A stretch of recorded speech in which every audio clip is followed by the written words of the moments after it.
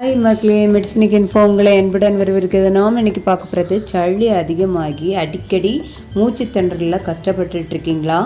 மலச்சிக்கல் கண்டினியூஸாக இருந்துக்கிட்டே இருக்கா?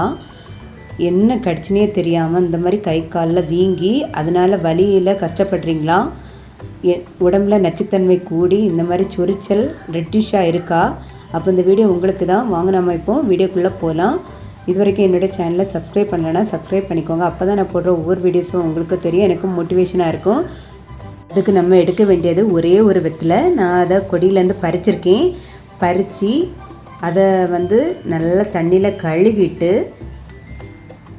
அது கூட 4 நல்ல மிளகு சேர்த்துருக்கேன், கொஞ்சோடு தேனும் சேர்த்துருக்கேன். இது இவ்வளோத்தையும் சேர்த்து நான் நல்லா வாயில் வச்சு சவுச்சி சாப்பிட்றேன். இந்த மாதிரி சாப்பிடும்போது அதனோட சாறு இறங்கி உடம்புல உள்ள நச்சுத்தன்மை ப்ளஸ் சளி அப்படியே மலத்தில் இறங்கிடும். இதை சாப்பிட்டு அடுத்த நாள் பார்த்தீங்கன்னா 100% ரிசல்ட் உங்களுக்கு தெரியும். உடம்பு ரொம்ப லேஸாக இருக்கும். 2-3 நாளைக்கு கொஞ்சம் டயர்டாக ஃபீல் பண்ணுவோம்.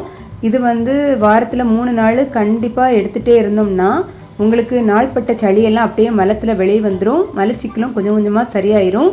உங்களுக்கு உடம்புல உள்ள நச்சுத்தன்மையும் போயிடும். எல்லாம் இந்த மாதிரி சாப்பிட்ருக்கீங்க. சாப்பிட்ருந்தீங்கன்னா கமெண்ட்ஸ் பாக்ஸில் கமெண்ட்ஸ் பண்ணுங்கள். தேங்க்ஸ் ஃபார் வாட்சிங்.